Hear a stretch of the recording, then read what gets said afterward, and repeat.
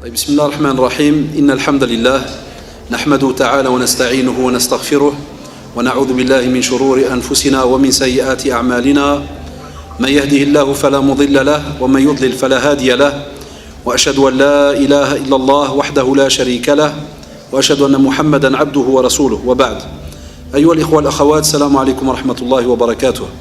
Encore une fois, je vous remercie pour votre présence, pour votre accueil, ainsi que les responsables de l'association Entraide, donc ici à Nanterre, pour pouvoir partager avec vous ces quelques recommandations, alhamdoulilah, assez utiles pour chacun d'entre nous. Il faut savoir, et shabab, Allah yarda alaykoum, que parler donc du mariage, c'est pas quelque chose entre guillemets qui doit être gênant ou bien même embêtant pour certains en se disant tiens, encore une fois, une conférence sur le mariage ou autre, ou que ça devienne une mode aussi. Là, chez nous en tant que musulmans et shabab, chaque acte d'adoration a son importance. Et qui dit acte d'adoration dit que c'est une fierté pour nous de mettre en pratique un acte, de le rappeler aux autres, et troisièmement, de se renseigner justement sur quelles sont peut-être les petites choses qui pourraient faire en sorte que cet acte soit embelli, ou bien faire aussi attention pour qu'on ne tombe pas dans certaines erreurs lorsque l'on met en pratique cet acte. Il faut savoir aussi, Allah yarda alaykoum, que lorsque l'on parle du mariage, certains aussi le voient comme si c'était quelque chose de catastrophique.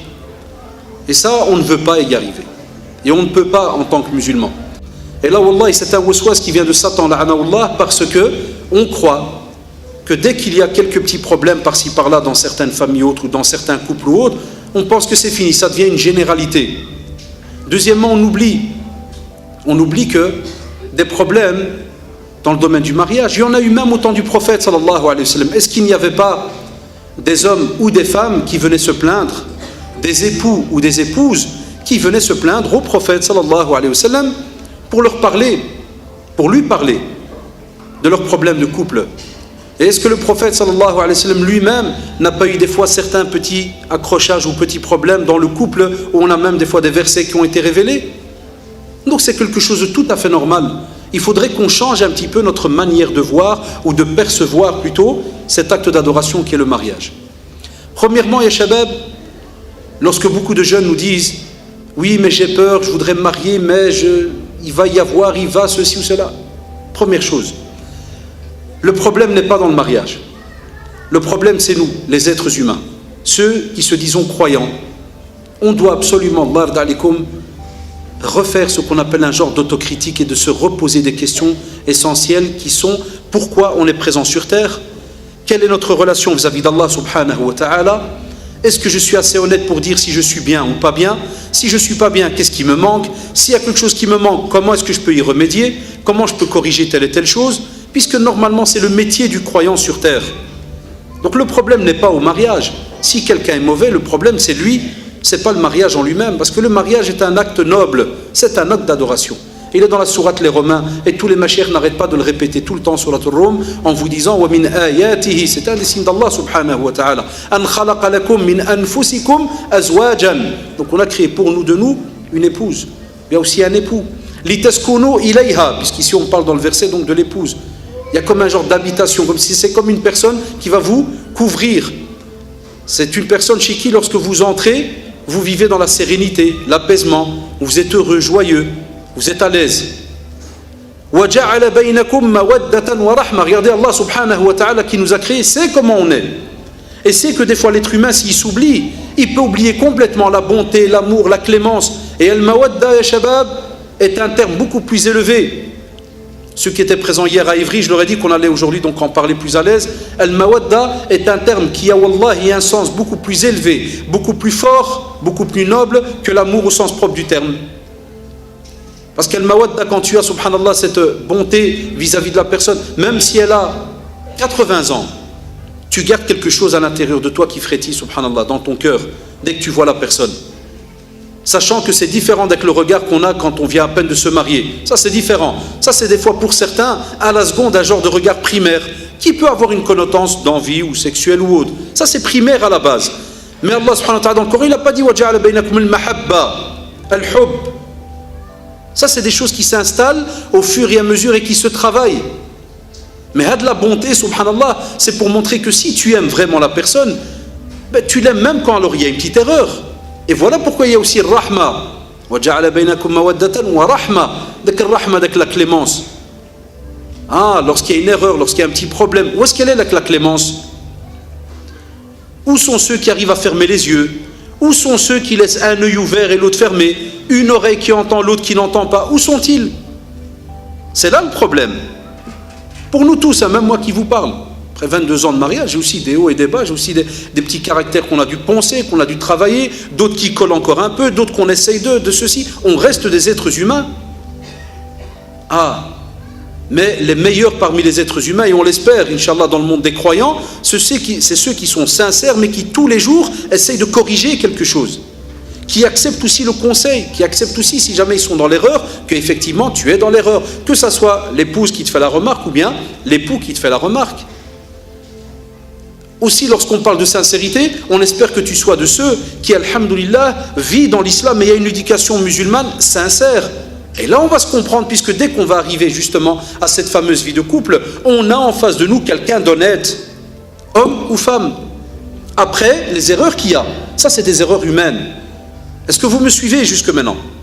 Parce que les erreurs humaines, quand elles sont là, elles peuvent être belles quand la personne est sincère, reconnaît, corrige. Voilà ce que nous, on n'a pas aujourd'hui. Pour beaucoup de personnes. Et voilà pourquoi ça ne marche pas. Tu es dans l'erreur, il n'accepte pas. Tu es dans l'erreur, il ne corrige pas. Tu es dans l'erreur, il ne veut pas changer. Et après, qu'est-ce qu'on dit? C'est la faute au mariage. Le mariage fait peur. Comme hier, on m'a posé, le mariage est compliqué. Wallahi, il est compliqué. Nous sommes compliqués. Et voilà pourquoi aujourd'hui, dans beaucoup de conférences, le titre « Le mariage » a pris une de ses ampleurs incroyables. C'est ce qu'on appelle la conférence gros lot, je l'appelle. Ah, le gros lot, si tu t'appelles gros lot, tu fais une conférence avec du monde, le mariage, les genoux, la tombe, l'enfer, c'est tout. 3-4 sujets. Et tabarakallah, tu as ça le comble. Tu aurais fait l'aqida, 5 hurluberlus. Et encore, ils se demandaient ce qui se passe. Hein? Et c'est la vérité, les amis. Voilà pourquoi ça ne fonctionne pas. Qu'est-ce qu'on a eu comme éducation? Qu'est-ce qu'on a appris? Billah alaykoum, qu'est-ce qu'on a appris? Où sont les jeunes et l'acquisition du savoir? L'acquisition du savoir, wallahi, elle forme l'humain, elle forme le croyant, et ça te donne plus tard un vrai époux, une vraie épouse. Ça ne te donne pas un infaillible. De nouveau, certains n'ont pas compris cela. Elle te dit, mais j'ai pris un frère. Stéréotype, le frère. Purée, il faudrait décortiquer, c'est quoi le frère? Comme je dis à certains, s'il vient habillé en training Adidas avec des Nike Air Max, est-ce que c'est un frère? Non, dans la tête déjà de certains, non, ça c'est pas un frère, ça c'est un drari. Regardez, on a déjà des définitions, subhanallah. Mais d'où vient-elle? D'autres disent une sœur. Ah, une sœur. C'est quoi la sœur? Vous dites Gilbab, Kada, et si c'est une qui a peut-être, je sais pas moi, une petite veste et une tunique, non, c'est pas une sœur. Moi, c'est l'autre modèle que je cherche. Tu vois le style Kada. Regardez, on est à Khallota dans la. Parce que chacun a appris comme ça au fur et à mesure. Ça, c'est ceux qui ont appris au fur et à mesure. Alors, il a quelques informations, et des fois, il n'est même pas sûr qu'elles sont bonnes ou pas, ou ceci ou cela. Tu as ceux à l'extrême, l'autre côté de la terre, qui n'ont rien appris. Ils vivent au jour le jour, puis dès qu'il y a un flash là, ah, mariage, non, marié. Et quoi? Vous imaginez un type qui prend la voiture, tu vas où? Je vais au Maroc. Comment ça? Et les bagages, après, je vais voir. Et l'entretien de la voiture, t'inquiète, je vais voir sur la route. Et c'est quoi la route? Je t'inquiète, on démarre, on verra. Toutes les routes, elles mènent à, tu crois, Zranran ou à Rome, ou là? Ah, tu prends, tu démarres, tu pars. Wallahi, on fait la même chose pour le mariage. Vous avez remarqué, on s'amuse pendant des années pour certains, et puis un jour, comme ça, il y a le flash, le petit cauchemar qui arrive. Oh, je vais me marier. Je vais me marier. Et ouais, Zid. Et après? Ah, je cherche une sœur. Et ouais, il la trouve. Là, le cinéma, il commence pour certains. Après, on vous dit le mariage est compliqué. Non. Non, c'est l'être humain qui craint pas Allah subhanahu wa ta'ala. Puisqu'Allah subhanahu wa ta'ala, regardez, wallah, c'est étonnant, mais un gros pourcentage, et on le voit dans le Coran, c'est Allah subhanahu wa ta'ala qui interpelle l'homme. Et les savants, jazaoullah, des fois quand on a cours avec eux, il dit pourquoi Allah subhanahu wa ta'ala interpelle souvent l'homme par rapport à sa relation avec la femme. Pourquoi? Certains, quand ils essayent d'aller loin, ils essayent. On remarque, psychologie n'est pas la même de l'homme et de la femme, manière de concevoir les choses, manière de ressentir les choses, manière de comprendre les choses. C'est pas la même chose. Wallahi, c'est pas la même chose. Il y a plein maintenant de petits mouvements, entre guillemets, n'importe comment on les appelle, des fois féministes ou je ne sais quoi, qui veulent absolument dire non, on est les mêmes, on réagit de la même manière. Wallahi, non, on réagit de la même manière. Naam, on est les mêmes, on est des êtres humains. On est les mêmes, on est responsables devant Allah subhanahu wa ta'ala. On est les mêmes, on doit faire nos prières. Et même dans nos prières, on n'est pas les mêmes, parce qu'une fois qu'il y a les menstrues, la femme ne prie pas. Donc ne dit pas qu'on est les mêmes dans ce domaine de la jurisprudence. Non, nous on reste focalisés sur le mot, les mêmes. Non, on n'est pas les mêmes, on a différentes subhanallah situations. Et ça, c'est ce que faisait avant Salaf Salih, quand vous lisez dans certains ouvrages, la mère prenait la fille. Elle lui apprenait, écoutez-moi bien, mais il n'avait pas, ya shabab, il n'avait pas de préjugés. C'est ce qu'aujourd'hui, parce que c'est normal, on ne vit plus dans nos pays. Même nos pays ont changé des fois par rapport à la mentalité, la culture et autres. Mais avant, par exemple, chacun respecte l'autre. Et par exemple, quand vous lisez dans certains ouvrages anciens dans le domaine du mariage, la mère prend la fille, elle s'assied avec lui, et écoutez-moi bien, ce n'était pas un sujet tabou. On reconnaissait certaines choses qui étaient propres à l'homme. Qu'aujourd'hui, nous qui faisons ce qu'on appelle les civilisés de la mort, là, les SHAB 2000, les high-tech, là, les plein de bazar, plein de... Un texte que j'ai lu, la mère qui dit à la fille, elle lui dit, fais en sorte que quand il rentre, que le plat soit prêt. Parce que l'amour d'un homme passe par son ventre. Quand je lisais ça, wallah, des textes anciens comme ça, tu sais, c'est pas un hadith, hein, c'est des textes comme ça anciens. Quand je lisais ça, écoutez-moi bien, et que je vois aujourd'hui, pendant des années dans les médiations, certaines sœurs qui des fois se fâchent et te font ouais, purée, mais moi j'en ai marre, hein, je suis pas ces cuisinières, hein, moi ils me cassent pas la tête comme ça, hein, ouais, oh. Alash, vous savez pourquoi? Inconsciemment, j'ai bien dit, c'est pas général, hein, inconsciemment, certaines on les a remplies pendant des années.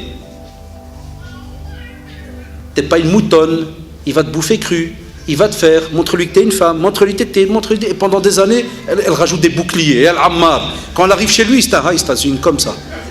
Dans l'apparence, c'est une barbouche, mais c'est une haïstat qui vient. Et elle est en mode veille. Wallah, elle est en mode veille. Dès qu'il bouge. Parce qu'il y a 36 dossiers qui sont là et tous des alarmes. Dès qu'il va lui dire un mot, ça sonne. Hey, je t'ai dit, on te l'a dit, il va te bouffer cru. Et l'homme, on lui fait la même chose. Quand tu lis dans certains ouvrages, on dit à l'homme, fais en sorte que ta femme ne voit de toi qu'un bel aspect, que tu ne sentes pas mauvais, que ceci. Quand je lisais ça, wallah, je rigolais. Aujourd'hui, qu'est-ce qu'on fait à l'homme? Des fois, la belle-mère, elle vient donc chez son fils, elle lui dit, Tchouf, écoute-moi bien. Écoute-moi bien. T'es un homme. Répète. J'ai un homme. T'es un homme, ma bébé. T'es un rajel. Bon, virgule. T'es un rif. T'es un rifé, t'es pas un schmet. Tu viens pas de Tanger, tu viens pas de... Je suis de Tanger, comme ça, vous le savez. Parce que vous auriez dit que c'était un richeton qui se fout de la gueule de Tanger. Voilà, non, je suis de Tanger. T'es un rajel. Oh.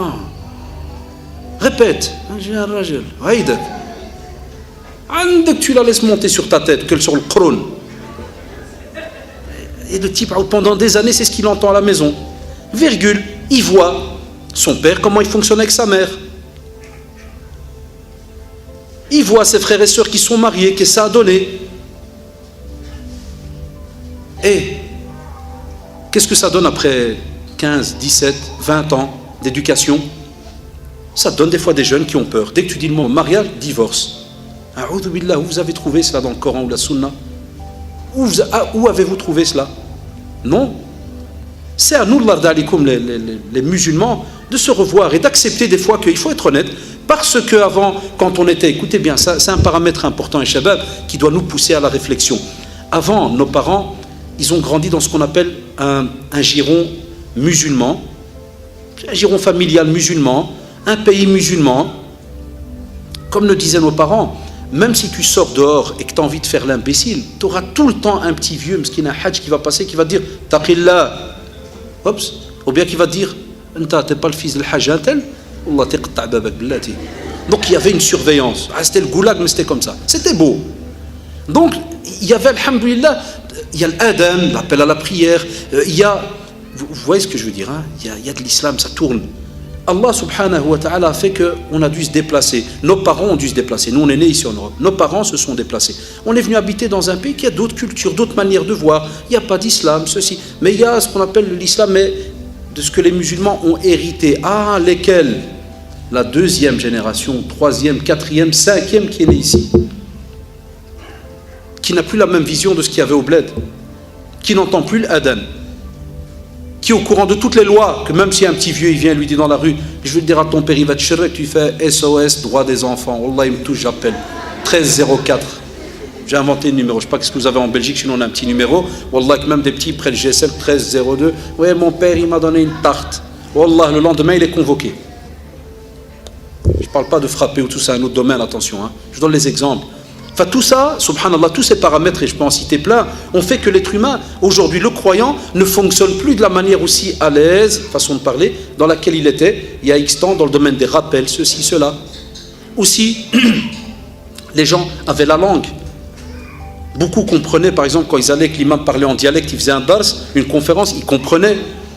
Ils rentraient à la maison, il y avait un rappel, il y avait des fois dans beaucoup de familles un tas de... C'est pour ça que nos parents souvent, vous les entendez, les vieux, ils nous cassent la tête quand ils disent souvent « Ah, on allait », et ils parlent des fois à certains jeunes qui n'ont jamais mis les pieds et à qui ça n'intéresse peut-être pas. Donc on a, wallahi, toutes les marques et shabab, on a tous les modèles autour de nous.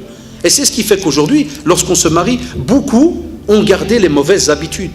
Beaucoup n'acceptent pas, il y en a, c'est clair et net, n'acceptent pas de changer leur caractère, leur manière de fonctionner. Beaucoup ne se forment pas. C'est pour ça, si les formations, par exemple, étaient données, mais avec un système, alhamdoulilah, comme on dit, licite, à qui on demande conseil à nos savants pour savoir comment on pourrait le faire, des formations pour, par exemple, les jeunes qui voudraient se marier. Mais quelque chose vraiment qui est étudié, comme on dit, de manière halal, bien structurée, pas des khallota et n'importe quoi, quelque chose de bien structuré. Wallahi, à ce moment-là, alhamdoulilah, au moins, on a... Mais aujourd'hui, vous le voyez très bien, la formation, elle est quasi privée. C'est quoi? C'est le type, là, dès qu'il a envie de se marier, qu'est-ce qu'il fait? Dans la semaine, il achète un stock de livres et de CD sur le mariage. Et tu veux que le gars, là, maintenant je vise l'homme comme ça, parce que bon, je ne peux pas à chaque fois donner de masculin, féminin. Aujourd'hui, on attaque l'homme, skin. Donc le type, il est là, le soir, et donc il doit se préparer à faire une demande. Il y a 50 livres devant lui. Et imaginez comme un disque dur. Il doit en une semaine... comment aimer ma femme?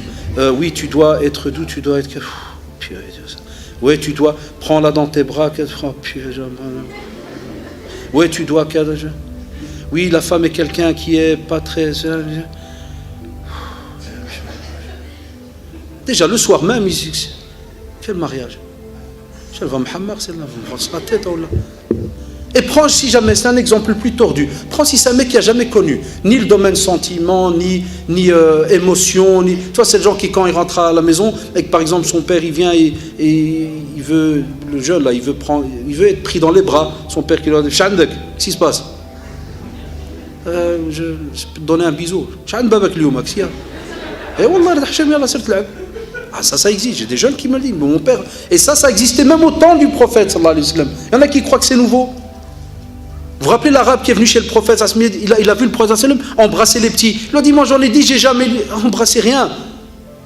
Il a dit, si Allah subhanahu wa ta'ala a enlevé cette clémence là de ton cœur. Aujourd'hui, est-ce qu'on n'en a pas les mêmes?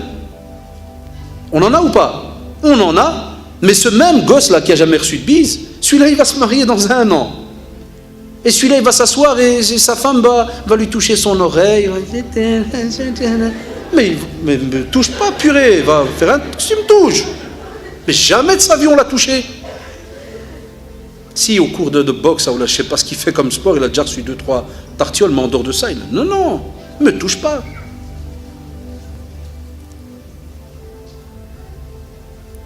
Ah, s'il se marie avec une qui passe sa vie à étudier les plantes, et Allah, vous imaginez les soirées. Le type, il est là, et chérie, t'as vu, c'est une plante qui, quand elle grandit, elle donne des petites molécules que tu... Wallah, il n'a rien à cirer de la molécule. Wallah, il n'a rien à faire de la molécule. Et le gars, il subit, hein, il est là assis, hein, mais il crève, hein, il est là, Wallah, de la douleur. Hein, et c'est rien, mais tu vois, et puis... Et pendant qu'elle parle, il entend que des...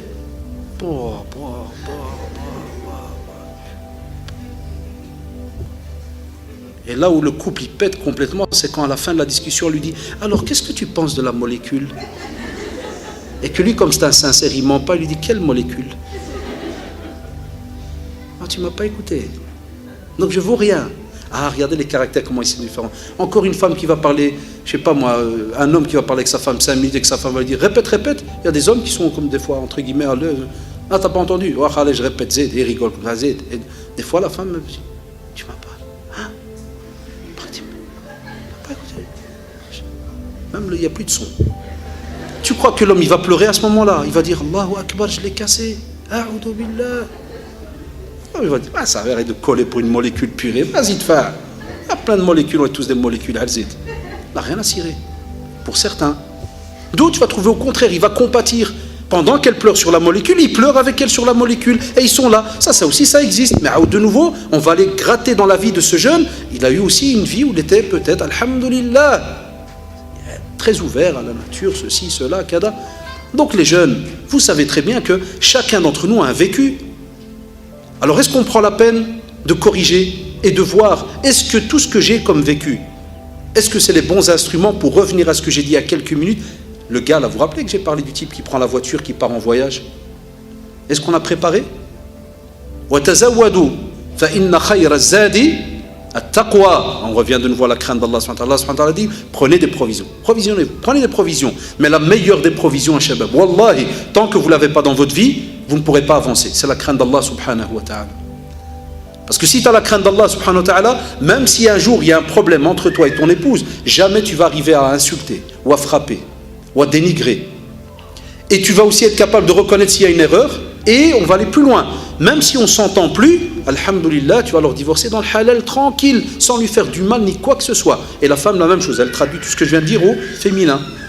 Ça veut dire que, à ce moment-là, les shabab, est-ce qu'on pourrait encore dire que c'est le mariage qui cause problème? Pourquoi on cite souvent le caractère? Parce qu'il y a un des mots qui revient tout le temps dans le mariage, et c'est quasi, presque 90 fois cité dans le Coran. As-sabr, la patience. La patience. C'est un mot, Allah, et que vous allez voir, ceux qui sont mariés, ils savent de quoi je parle. La patience. C'est un travail de longue haleine. Parce que la patience, subhanallah, quand tu t'entraînes à l'avoir, elle va t'aider à des fois prendre du temps pour comprendre un problème, prendre du temps avant de réagir, prendre du temps avant de répondre, prendre du temps avant de prendre une décision. La patience. Où est-ce qu'on en est par rapport à cela? Beaucoup de couples sont impatients.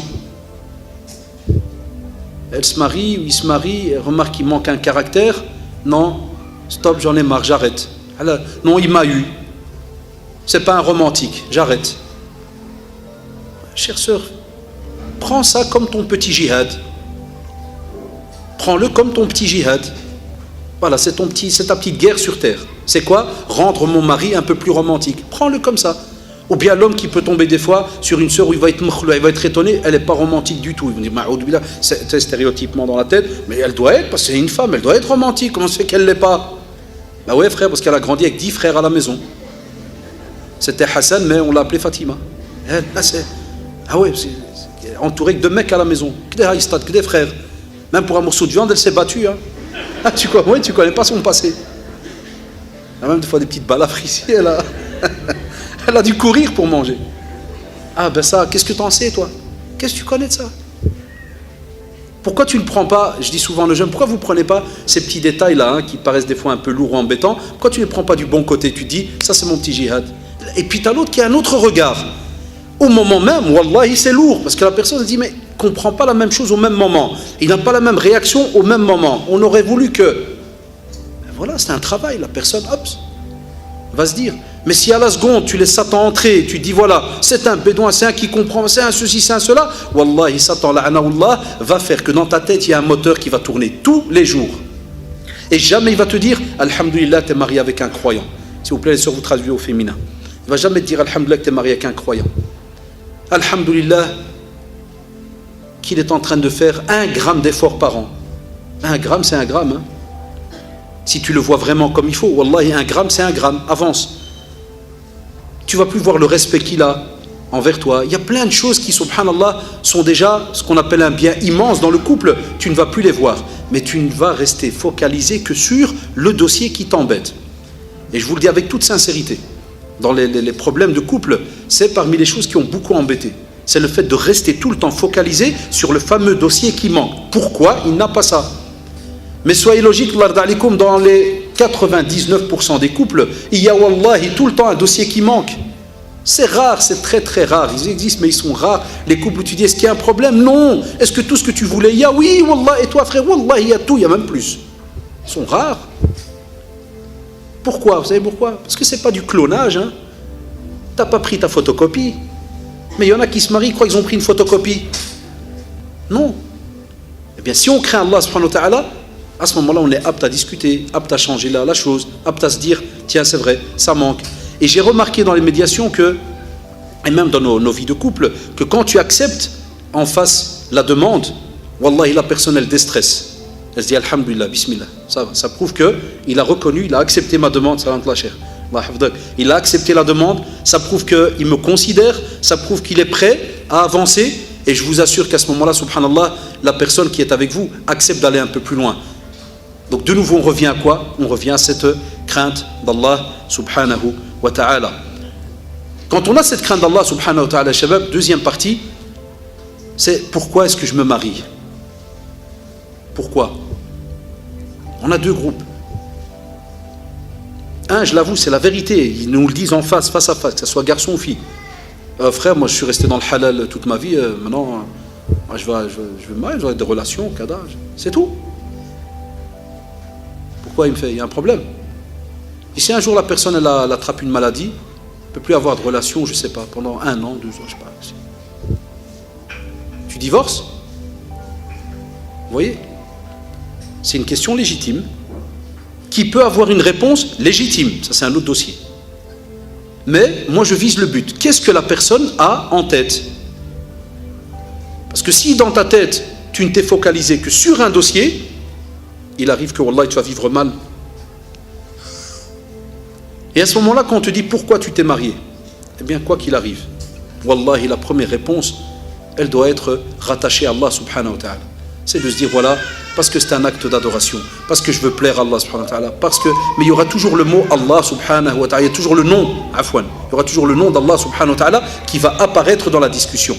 Et celui qui fait apparaître tout le temps le nom d'Allah subhanahu wa ta'ala, mais qui intérieurement est sincère, mais il va le prouver extérieurement. De nouveau, on revient à la polémique que j'ai citée au début. Est-ce qu'on l'est sérieusement? Si on l'est intérieurement et extérieurement, il ne peut, inch'Allah, avoir que du bien. Et là, statistiquement, il y a quelques cas où ça ne marche pas. Et à ce moment-là, ya shabab, quand on veut savoir, tiens, le pourquoi de ce mariage, on commence à faire des démarches où on va poser des questions. Chose qui, de nouveau, on fait rarement ça entre nous. Par exemple, souvent, je dis aux jeunes, va discuter avec ta mère. Demande à ta mère, toi le garçon, comment une femme fonctionne. De nouveau, c'est tabou des fois chez certains d'entre nous. Va chez ton père, demande-lui comment un homme doit fonctionner. Et la fille devrait faire la même chose. Elle va chez son père, Abi, comment doit fonctionner une épouse? Toi qui es marié à ma maman, dis la vérité. Je sais qu'il y a des choses peut-être que ça ne te plaît pas, ceci, cela, mais Allah Ardalik, voilà, il se peut que tu vas m'aider dans ce domaine. Quelles sont les choses que tu préférerais qu'il y ait et que tu n'as peut-être pas eu et que je ne suis pas au courant? Mais nous, c'est tabou tout ça. Tu imagines un garçon, il va chez son père aujourd'hui, chez certains, pas tous, mais une grosse majorité. On a un gros problème dans notre communauté de communication et de dialogue. C'est ce qui a même fait que certains, quand ils sont mariés, ils ont aussi, parmi ça rentre même dans les problèmes dans le domaine des conflits conjugaux, manque de communication et dialogue. C'est pas dialoguer. C'est des monologues. C'est je parle, tu te tais. Tu parles, je ne suis pas d'accord. C'est des drôles de système. De la communication, tabarakallah alayha. Mais, si on prenait la peine, subhanallah, de prendre des expériences, d'abord l'expérience la plus simple, celle de ceux qui sont avec toi, les parents. Et puis on va par exemple chez un théoricien, un cheikh, et on lui demande, tiens, par rapport à l'islam, et de nouveau, est-ce qu'on a des prédicateurs ou des savants accessibles? De nouveau, c'est un autre dossier. Et tout ça, on doit y penser au fur et à mesure. C'est des choses qu'on doit avoir à l'esprit parce que les communautés grandissent. On le sait très bien, on ne va pas retourner dans nos pays. Un gros pourcentage, il ne faut pas tourner autour du pot, un gros pourcentage de musulmans ne vont pas retourner à leur pays d'origine. Pourquoi? Parce qu'on est né ici. On est né ici. On va peut-être, wallah, je vous le dis avec sincérité, on est toujours, je parle pas, moi qui est la deuxième génération qui sont nés, le Maroc, il est ancré là quelque part. Il est là, wallah. Mais je sais comment je suis. Je vais peut-être rester 2 mois, parce que j'ai déjà eu l'occasion de rester 2 mois, mais wallah, c'est drôle à dire, j'habite une simple mairie à Bruxelles, mais vraiment une mairie de déglingo, peinard là, et il y a même des fois certains membres de la famille qui sont montés du Maroc pour nous rendre visite, ils m'ont dit, c'est pour ça que vous crevez, que vous attendez la minute pour prendre le bateau. Mais c'est un bled pourri, vous êtes fous. Il fait gris du matin au soir, il fait pleuvoir. 300 jours de pluie et 60 jours de nuages. Allah yahfad. C'est quoi ça? Et on leur dit, mais écoutez, nos racines, elles sont là, on est nés là. Plein de jeunes qui partent au bled, vous avez remarqué, première semaine, hyper contents. Après la troisième, oh bah, c'est quand qu'on remonte? C'est quand qu'on repart? C'est quand? Alors ils remontent où? Faut être honnête, purée les gars, on remonte où? Ah, une petite banlieue, ça fait comme des cages à poulet, on est là, on regarde. Mais le type, il est heureux, il retrouve les murs, il les touche, ah, alhamdoulilah, Abdel, oh Mohamed, il est heureux. Ah, ça c'est l'être humain, c'est comme ça. Maintenant qu'on le sait, pourquoi est-ce qu'on ne pense pas à renouveler un petit peu le domaine de la da'wa et de voir un petit peu un autre système pour justement offrir à nos jeunes, à les nouveaux qui arrivent, parce qu'encore notre génération, ça va, on accepte des choses de nos parents, on discute avec, mais il y a des nouvelles générations, ils ne discutent même plus avec les parents. Et je vais encore plus loin, certains même de nos générations, un gros pourcentage, n'ont pas pu discuter avec leurs parents. Parce que c'était des habitudes qui étaient comme ça, ancrées depuis X temps, et ils ont vécu avec ça. Mais est-ce qu'on ose aller se soigner?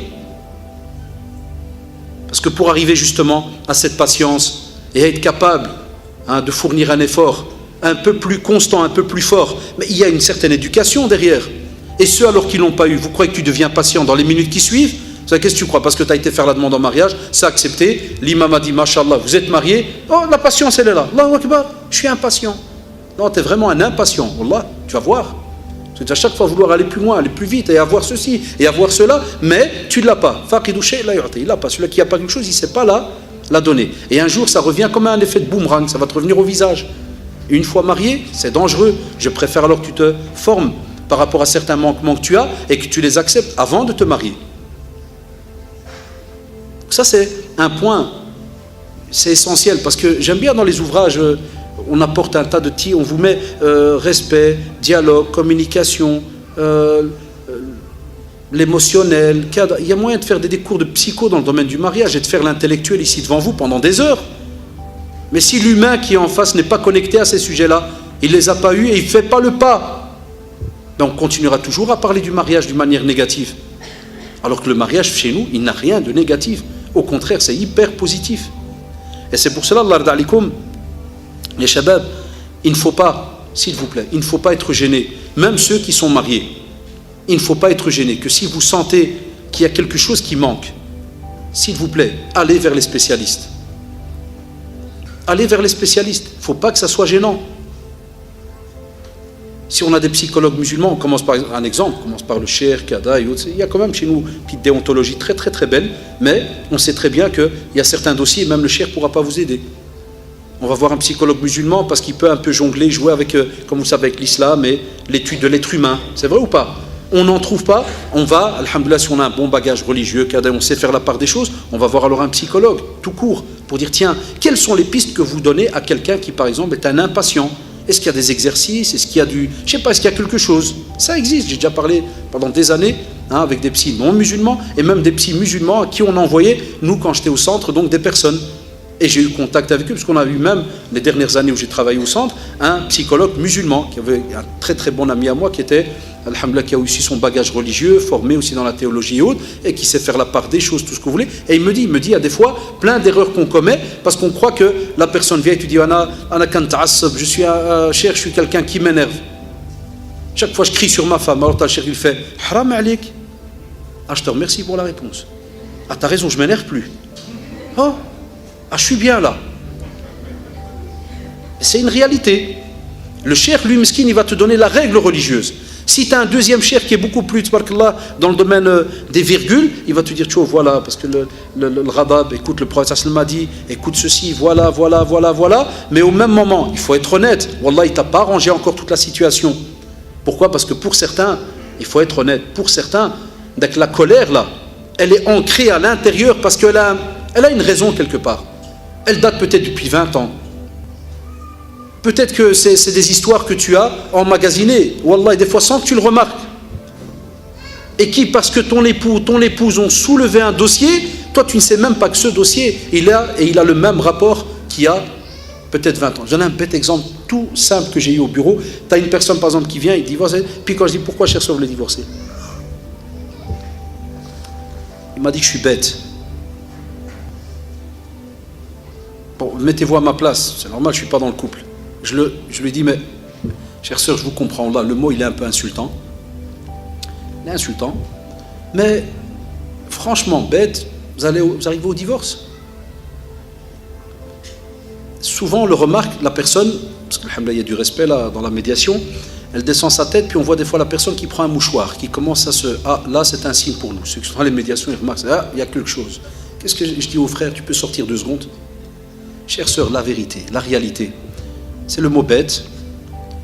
Wallah, j'ai eu des sœurs qui m'ont dit, et la même chose côté frère, ou des fois une sœur qui des fois dit à son mari, mais t'es bête, ça, qu'est-ce que c'est pas des courgettes, ça, même des courgettes tu connais pas. C'est une bête discussion. Et le type, il a piqué une crise de la mort sur... La sœur, elle lui dit, je comprends pas, il s'est énervé, il s'est trompé de courgette, je lui ai dit, t'es bête, il fallait pas. Je sais pas pourquoi il s'énerve le type. Donc la sœur, quand il est sorti le mari, je lui ai dit, qu'est-ce qui se passe? Elle m'a dit, monsieur, moi toute ma vie, mon père m'a traité de bête, ma mère m'a traité de hamara, et il fallait que maintenant je termine le reste de ma vie avec mon époux, qui va continuer le travail de mes parents. Wallah, moi je reste avec lui. Voilà. Quelqu'un aurait pu déjà commencer à dire, je ne sais quoi. Non. C'est un problème que la personne a subi pendant des années, et t'as monsieur ou madame qui termine le travail des autres. Il appelle bête. Non, elle n'accepte pas, stop, ça s'arrête là. Donc cette personne-là a besoin de tout un travail à côté. Il faut un spécialiste à ce moment-là. Il faut quelqu'un qui, subhanallah, connaît comment fonctionne l'être humain, entre guillemets, tous les mécanismes de l'être humain, comment débloquer cela. Pourquoi? Parce que des fois, ça a même provoqué un manque de personnalité chez la personne même. Ça l'a même rabaissé. La personne se sent nulle, sans qu'elle ne sait plus rien apporter, ne sait plus rien faire. Combien de couples, combien de jeunes aujourd'hui fonctionnent avec des dégâts, des bagages qu'ils ont tirés avec eux? Il y en a même qui tirent des malles. Et il y en a qui tirent quoi? Wallahi, des conteneurs. Des conteneurs de problèmes, ils tirent avec eux. Imaginez quand des jeunes, je parle de ma génération parce que c'est très flagrant. Et je permets à personne de rabaisser nos parents, parce que Wallahi, ils ont des fois hérité aussi des choses. Mais combien dans notre génération, je me rappelle quand ça s'est au quartier dans un coin, des fois on se parlait un peu de... Parce que des fois on arrivait, puis tu en as un, il vient et tu le trouves style avec une ligne rouge comme ça. Il dit, pas. Ah, Abdel, qu'est-ce qui se passe? Ah, mon père, sahabi, il m'a qtel. Tu sais comment il m'a qtel? Il m'a tué, mon frère. Comment ça, il m'a tué? Ah, des balayages, des pêches, des cadavres. Et qu'est-ce que t'as fait? Je fais tomber un verre de coca, sahabi. T'as rien volé, t'as un verre de coca. Wallah, un verre de coca. Un autre 5 doigts, comme ça. Wallah, tu as encore les doigts, tu peux dessiner. Comme dans des cavernes, là, tu sais, dans les cavernes, tu peux dessiner. 5 doigts. Qu'est-ce que tu as fait? Ouais, il m'a crié dessus, je l'ai regardé dans les yeux. Et ouais. Il m'a dit, pourquoi tu me regardes dans les yeux? Il me dit, moi à l'école, il m'a hammak, le prof, le belge, à chaque fois que je regarde par terre, le belge à l'école ou bien le français, ouais, regarde-moi dans les yeux. C'est impoli. Je rentre à la maison, ah, regarde-moi dans les yeux. Ah, tu me regardes dans les yeux. Allah t'en baise. M'a crié quoi? Quand je me suis trompé, je l'ai regardé dans les yeux. Et ouais, il m'a envoyé, tu me regardes dans les yeux. Tibi se marie, il arrive devant sa femme et lui fait, regarde mes yeux, s'il te plaît, regarde mes yeux. Il y en a plein comme ça, regarde mes yeux. Il dit mascara, regarde, c'est beau, hein? Tibi comme ça. Il ne tient pas 10 secondes. Wallah, il ne tient pas 10 secondes. Alors si je veux vous établir une scène à 2 francs, c'est Mskina, elle s'est préparée pendant des heures, puis regarde-moi dans les yeux, le type n'arrive pas. Dans une formation qu'on a eue en tant que prof, en psycho, il nous parlait justement de l'effet du regard, hein, avec les enfants. Ah, c'est tout un cours, hein, c'est immense, mais je n'oublierai jamais, je levais la main, le prof il m'a dit, oui monsieur. Je dis, monsieur, vous savez, chez nous c'est la déglingue. Hein. Il commence, je dis, ouais, je dis, donne. Et il savait à part, parce qu'après il m'a dit, oui, je sais qu'en anthropo, dans vos communautés africaines et autres, on ne regarde pas dans les yeux. Quand le pater il parle, on ne regarde pas dans les yeux. Et le mec, 25 ans, il ne regarde pas dans les yeux. Puis quand il arrive à la maison, tu as une qui a vécu cool ou un, regarde-moi dans les yeux, s'il te plaît. Et s'il ne regarde pas, hein, tu m'aimes pas, hein. Hein, c'est fini, je suis moche. Si, je le sens. Qu'est-ce que tu sens? Il n'y a rien à sentir. Il n'y a pas d'odeur, wallah, il n'y a rien. C'est que le mec, pendant 25 ans, il ne pouvait pas regarder.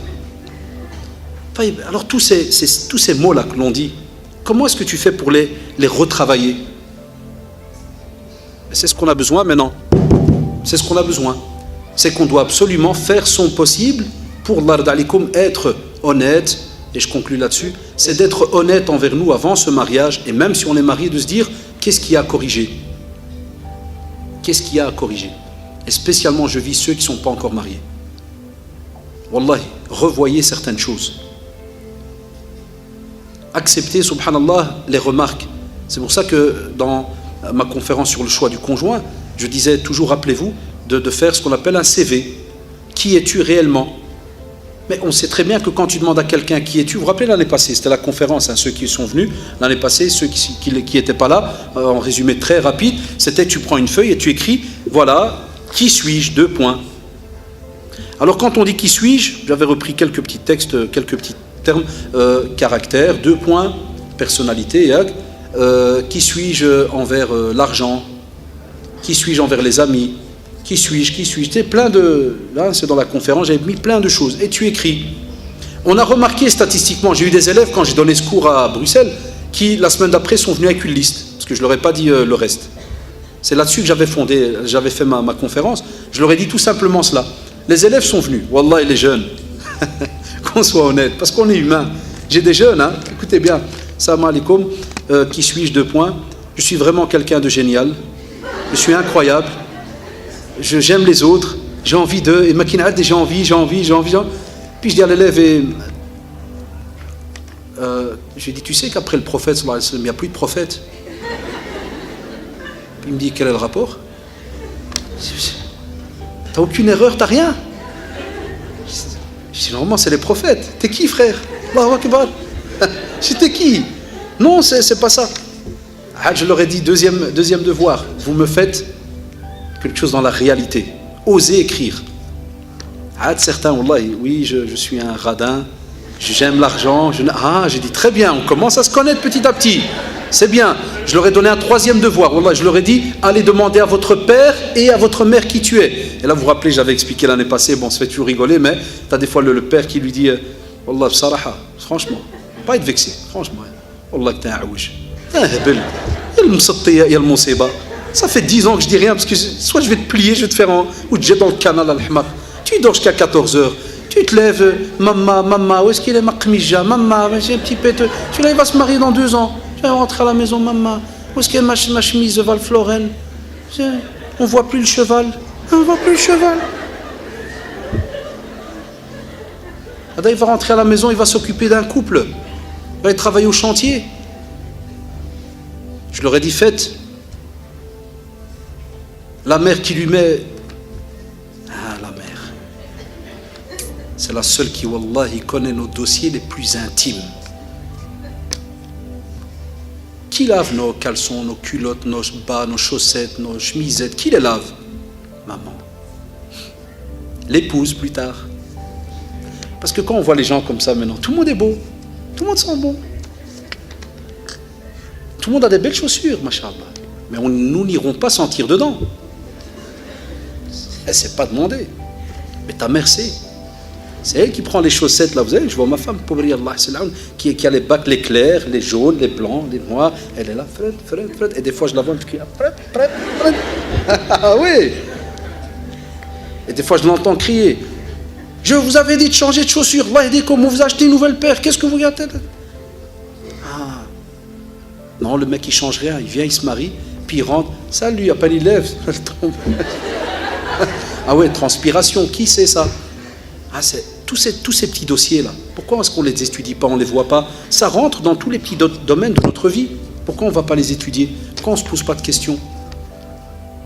Tous ces détails, ya shabab, Allah yarda alikoum, il faut absolument qu'on fasse attention. Ce pôle religieux, il est général, il est immense.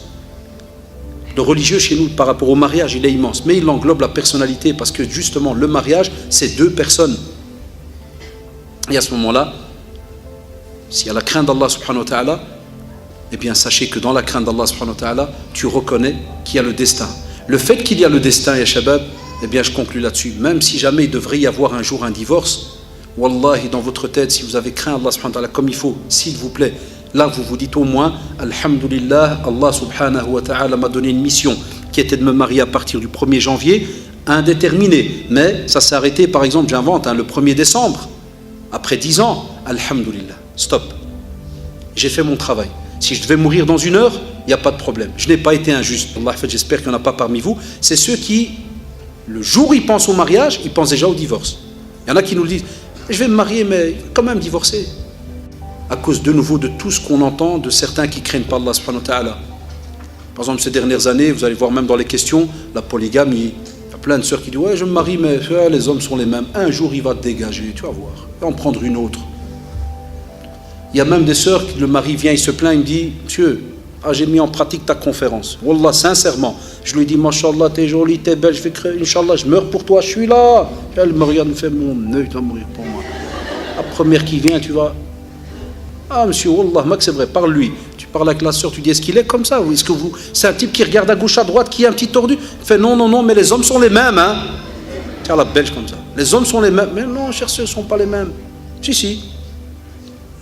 Manque de confiance. Parce qu'on se base que ce qu'on voit autour de nous. Mais est-ce que vous pensez qu'un musulman, subhanallah, adore Allah, subhanahu wa ta'ala, en se focalisant sur tout ce qu'il y a de négatif autour de nous? Non, le négatif, des fois, il doit nous ouvrir les yeux et se dire, tiens, qu'on ne tombe pas là-dedans, qu'on ne fasse pas les mêmes erreurs, qu'on ne fasse pas ceci, qu'on ne fasse pas cela. Et il doit normalement te rebooster et aller plus loin. Allah radalikum, le but, justement, quand on fait ces rappels dans le domaine du mariage, c'est des sujets, comme j'ai dit tout à l'heure, on les vit tout le temps. Donc, c'est des conférences qui doivent être présentes. Mariage, domaine de l'aqida, domaine de la jurisprudence. Ça veut dire toutes les conférences, alhamdoulilah, qui reprennent les sujets, on vit avec. On en a besoin tout le temps, il n'y a pas le choix. Même si certains jeunes, ils taquinent, ils te disent « Ouais, mais il y a tout le temps des conférences sur le mariage. » Non, parce qu'il y a tout le temps des mariages. Et spécialement à partir du mois de juin. Vous le savez très bien, c'est les mois du mariage maintenant. Les demandes, les vacances. C'est dommage qu'on a, comme nous disaient nos mashayikh avant, Al-Munkar est devenu Ma'rouf. Et Al-Ma'rouf est devenu Munkar. Ce qui est là-bas, subhanallah, bien, on l'a mis dans le monde du détestable. Ça veut dire toutes les règles ont changé. Ce qui était détestable est devenu bien. On a changé, subhanallah, les règles. On fait des choses, mais plus comme le Coran et la Sunna nous l'a indiqué, mais plus par rapport à ce que nous on ressent, qu'est-ce que nous on a envie, qu'est-ce que nous on a ceci et cela. Et voilà pourquoi vous avez plein de questions, comme tout à l'heure avant la conférence, des craintes, des ceci, mais je fais la demande, mais j'ai peur et je fais le... Non, où est le tawakkul à Allah subhanahu wa ta'ala? Où est le rattachement à Allah subhanahu wa ta'ala? Qu'est-ce qui fait que tu es quelqu'un qui, mashallah, reste tout le temps structuré dans sa tête? Et il y a une foi inébranlable vis-à-vis d'Allah subhanahu wa ta'ala. Mais ça, à côté, il faut un programme religieux, il faut de la lecture, il faut des cours, il faut du rappel, il faut qiyam al-layl avec dua. Wallah, ici, nos couples invoquer Allah comme il se doit. Vous croyez qu'on vivrait de la même manière que ce qu'on l'entend aujourd'hui? Donc on doit aussi se faire une autocritique personnelle avant de critiquer le mariage. Où est-ce qu'on est, nous, par rapport à qiyam al-layl? Où est-ce qu'on est par rapport aux jeunes? Wallah, shabab, je prends rien que le jeûne. Si on jeûnait comme il se doit, les lundis, jeudis, 13, 14, 15e jour de chaque mois lunaire, vous croyez que les couples vivraient dans le stress comme il est aujourd'hui? Qu'on soit honnête. Si on faisait le qiyam al-layl, se lever le dernier tiers de la nuit, ne fût-ce que 2-3 fois par semaine, est-ce qu'on vivrait stressé comme on est maintenant? Est-ce qu'on verrait du négatif tout le temps? Wallahi abadan. Wallahi ya shabab. Mais nous on ne veut pas changer notre programme, mais on veut le beurre, l'argent du beurre, la vache, la laitière aussi, jma', tout. Ah oui, il faut tout jma', on veut tout. Ah ouais. Enfin, toi à l'intérieur c'est vide. Et tu veux absolument qu'il soit rempli de choses, mais tu ne veux pas bouger, tu ne veux pas aller vers ces choses-là? Non, tu ne pourras pas.